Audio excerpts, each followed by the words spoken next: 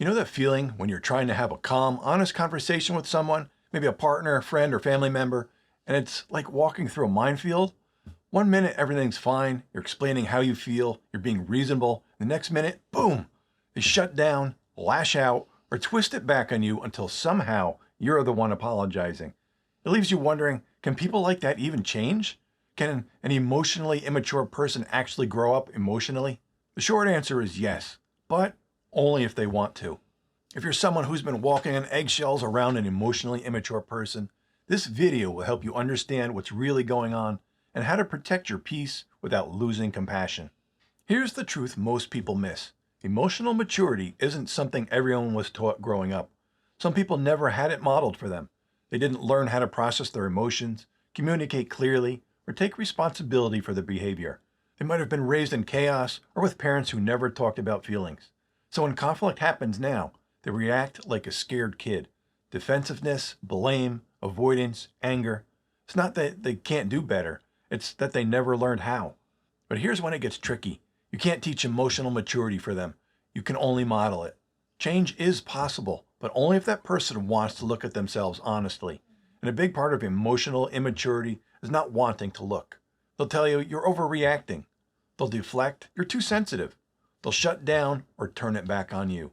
And that's where most people lose hope.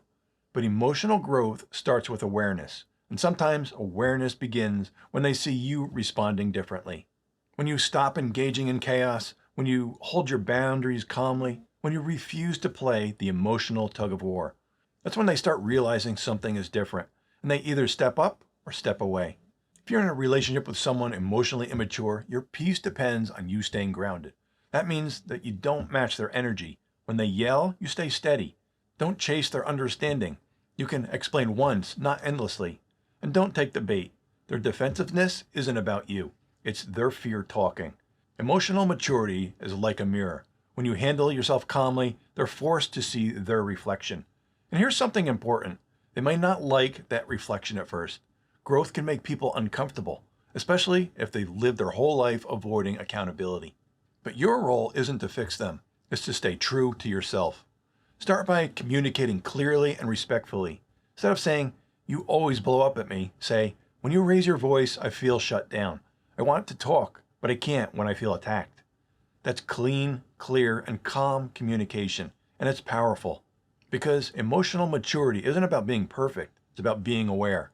You're showing what it looks like to take responsibility without shame or blame. It doesn't guarantee they'll change, but it gives them the opportunity. Now let's be honest. Sometimes, no matter how calm or understanding you are, they just won't change. Not because they can't, but because they won't. And that's when you have to ask yourself a hard question. Am I willing to keep doing all the emotional labor for both of us? If the answer is no, that's not selfish. That's self-respect. You can care about someone deeply and still choose distance.